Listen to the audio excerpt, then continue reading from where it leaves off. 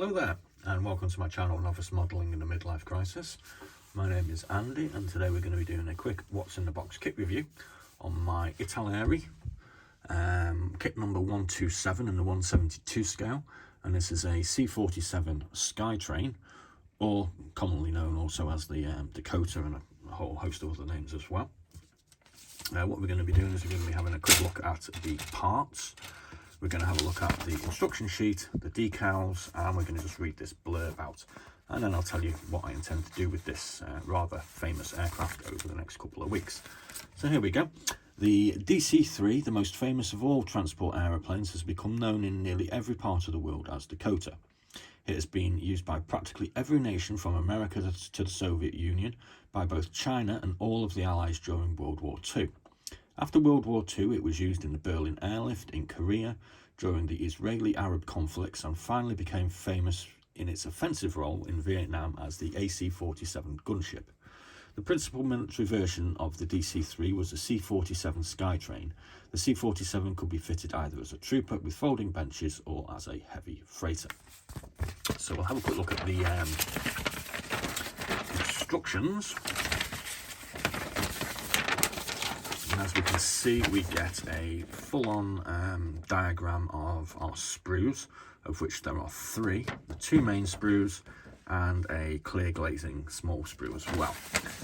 Section 1 of our instructions, we're going to put this base plate out, and we're going to put our cockpit interior in with our couple of pilots, instrument panels and all the accessories, and we're going to attach what looks to be 3 bulkhead panels with doors here, here and here. And we're going to move on to section 2, where we're going to attach the BA for you. There we go, that's easier. Where we're going to attach the 2 main parts of the fuselage together, and this underneath plate of the wing. We're going to attach our multi-folding access door, and we're going to put the tail on as well. We're also going to put these clear glazed pieces in, and that appears to be about it. Section 3, we're going to attend to the undercarriage and the wheels, and then section 4, we're going to construct our engine nacelles, put the engines in, and put our 2 3-bladed propellers on. And section 5, well, that was easy, wasn't it? Should only take me 5 minutes to do this, surely.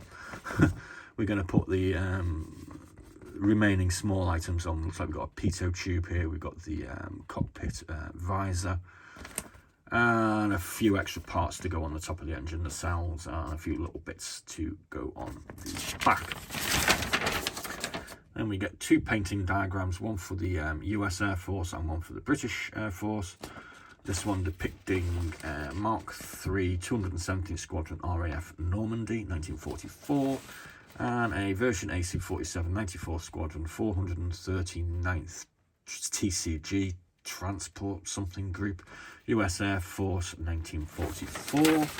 Kindly, Italeri also provide us with a rather nice colour diagram for this one, showing the decals that are in this current iteration, because there have actually been a number of reboxes and what have you, which I'll just go through shortly. So we get a nice big Z. It's basically plain, but there does appear to be some sort of mild attempt at sort of dark green camouflage around as well. It's got a grey undersurfaces, and as you can see, it's finished off with D-Day stripes. British one is plain green, grey undersurfaces, and D-Day stripes also. This one is number 271 RAF Down Amphrey 1944. We also get a rather nice decal sheet with it. Obviously, these are the D-Day stripes. Some people may wish to actually have a go at painting them themselves. And we have the standard US roundels, some US letterings, rather nice bit of nose art there. And then we've got the British roundels as well. Now, I've had a quick look at scale mates, which is something that I normally try to do. And this particular tool or kit is based on a 1979 tooling, so it's quite old at the end of the day. It's sort of 45 years old, and there's been a whole raft of new boxes and box issues between then and now. This particular one appears to be, I'm not exactly certain, because all the boxes in the past sort of 10 years kind of look the same, just in slightly different shade variations. But this appears to be a 2017 box, so I'm assuming it's 2017 decals as well.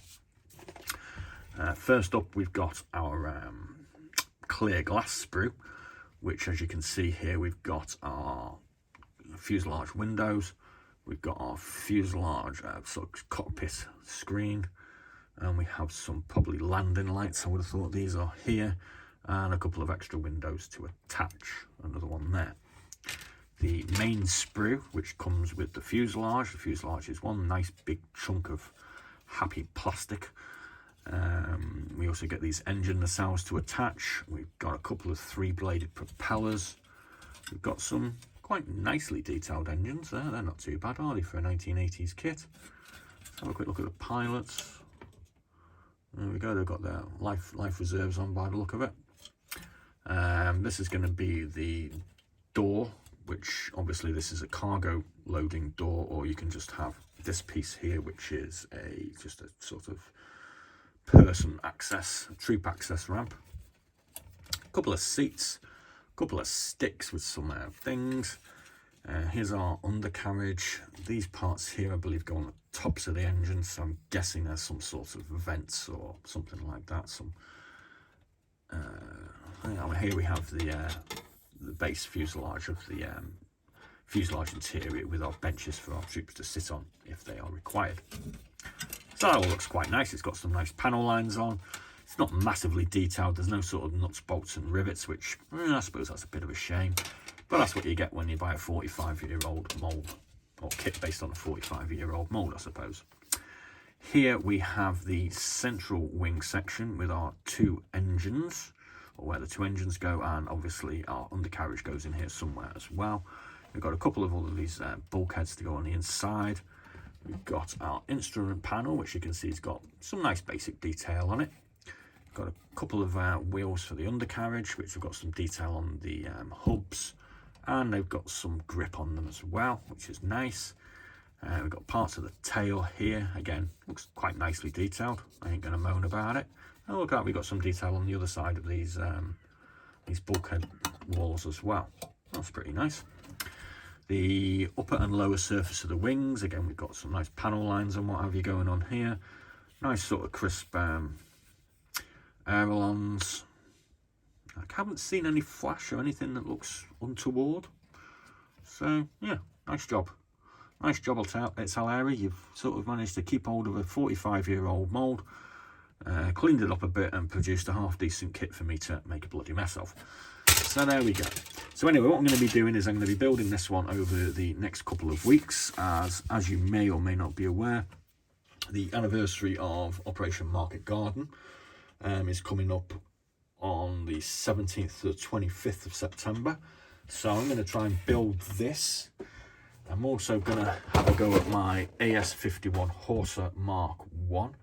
Again, it's quite an old kit. This is actually based on quite an old mould, so the actual aircraft itself seems to be relatively, easy. There isn't that much detail or, a massive amount of parts. So I reckon I might have a decent I might actually get there in 2 weeks, with the painting as well. If we do pretty well, we might actually have a go at this Willys MB Jeep, which has a paratrooper with it as well, but I'm not quite sure whether any of these actually in this setup went to Market Garden, but that's going to be, if I get the chance, I might do that, I might not. So that's what we're going to be doing over the next 2 weeks. We've got a Horsa and we've got a C-47 Skytrain Dakota. That's what we're going to be building, so please do like and subscribe. Please do follow us on our little Market Garden mission. And we'll do some build updates and maybe a paint update for the 2 kits over the next couple of weeks.